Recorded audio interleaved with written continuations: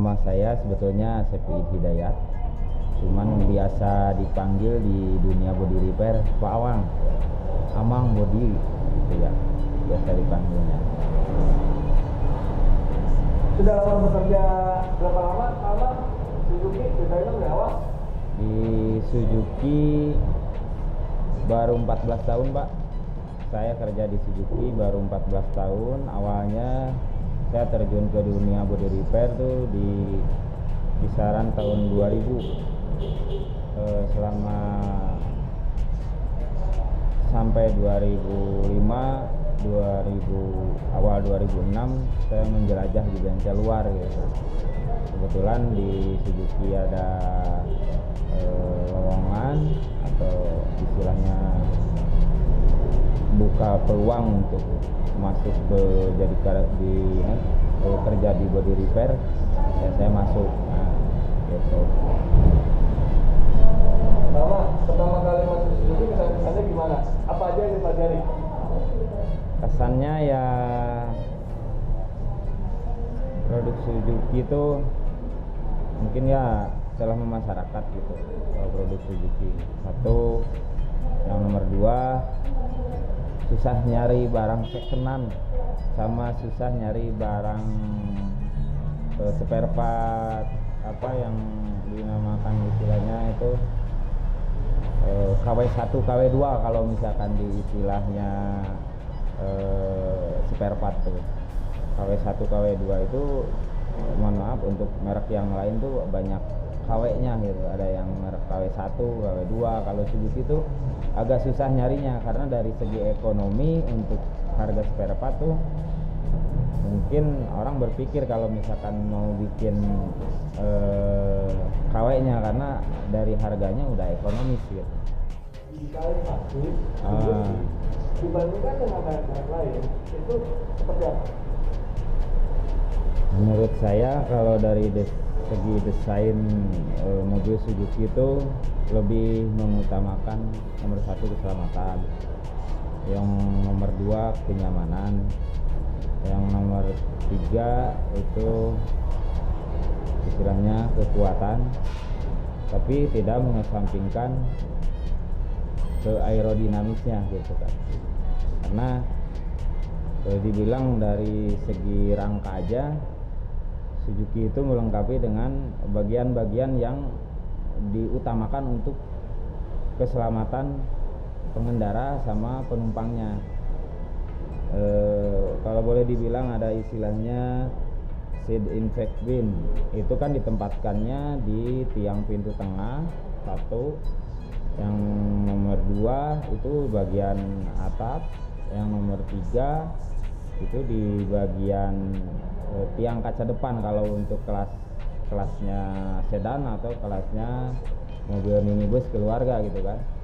Nah, dimana kalau terjadi benturan dia istilahnya membuka ruang.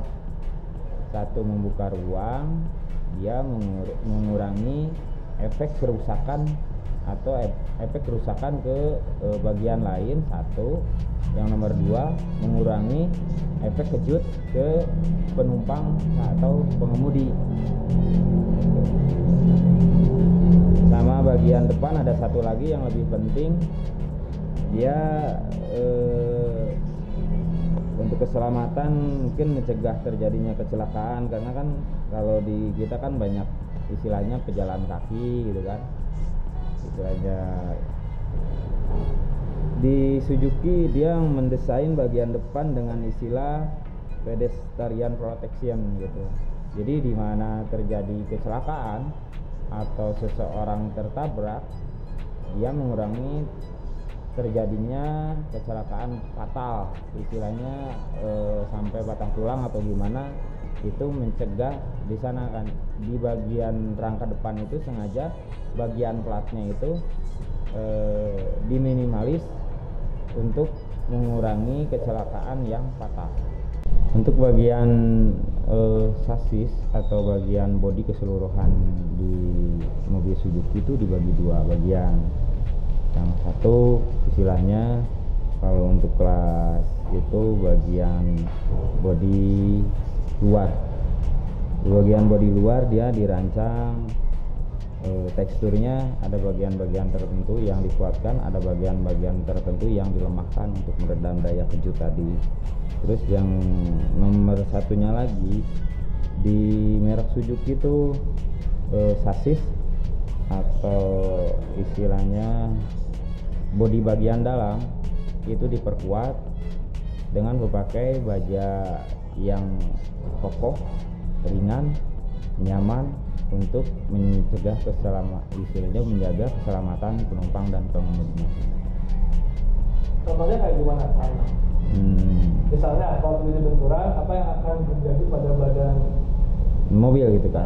Nah, contohnya gini, boleh dibuktikan atau misalkan boleh dilihat kalau di mobil Suzuki terjadi benturan yang keras di bagian depan, dia secara otomatis akan mematahkan atau melepaskan suatu ikatan dari satu kesatuan bagian sasis atau bagian rangka. Jadi ada salah satu bagian bodi yang dikorbankan, Pak, istilahnya.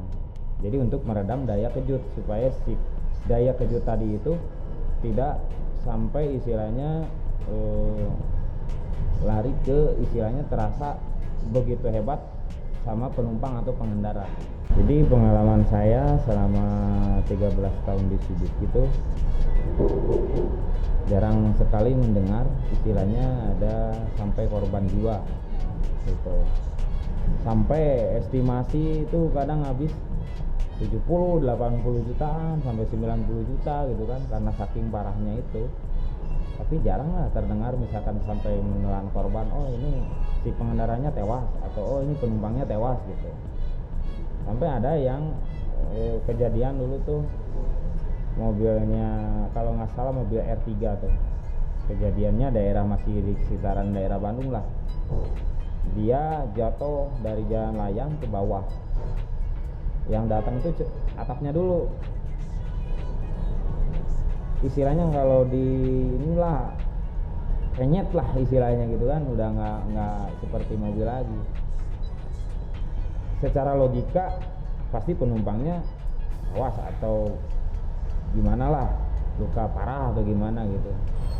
Ternyata dia yang nganterin mobilnya ke bengkel gitu, Pak. Malah dia sendiri yang nganterin mobilnya ke bengkel gitu. Banyak sih cerita-cerita yang kadang kan ada konsumen yang nanya setelah terjadi kecelakaan terus mobil dibongkar kan, kalau bagian depannya Suzuki itu ada bagian yang agak tipis gitu. Pak, ini kenapa mobil bikinannya kayak istilahnya gimana ya, istilahnya apa nggak ada bahan lagi atau gimana atau ngirit bahan gitu. Tapi bukan begitu sebetulnya, karena yang tadi saya pernah sebutkan itu kan lebih ke untuk menjaga keselamatan penumpang dan meredam daya kejut tadi. Jadi ada bagian yang harus dikorbankan untuk menyelamatkan penumpang dan pengendara atau bagian lain dari mobil itu tersendiri gitu. Sama bentuknya sama pemerintah kalau kecelakaan kumaha? Itu kalau boleh dicek di Laka Lantas untuk terjadinya kecelakaan yang Laka Lantas tuh untuk merek Suzuki mungkin lebih rendah angka istilahnya kematiannya dibanding merek-merek yang lain gitu kan, karena dijaga dengan yang istilahnya desain yang mengutamakan keselamatan penumpang dan pengendaranya gitu kan.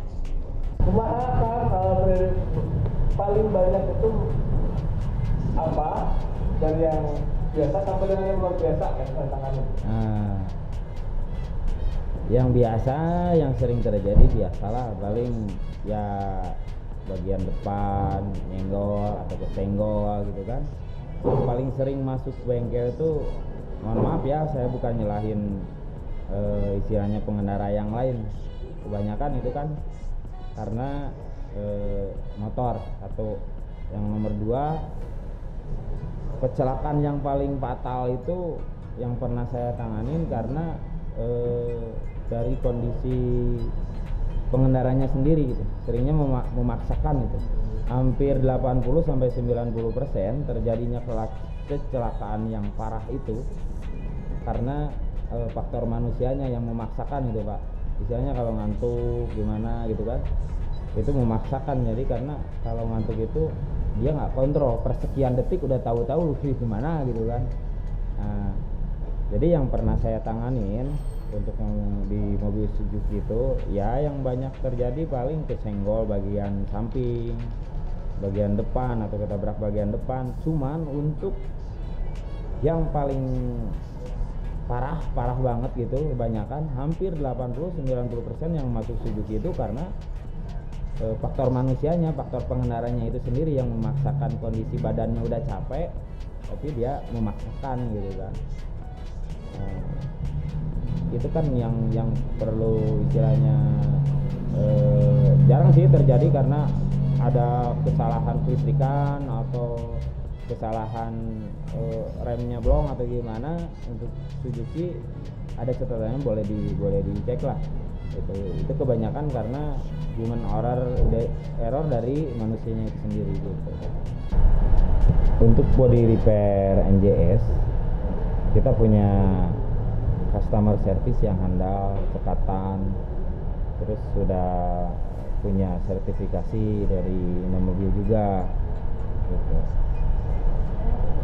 Didukung dengan istilahnya tenaga lapangan yang sudah profesional gitu.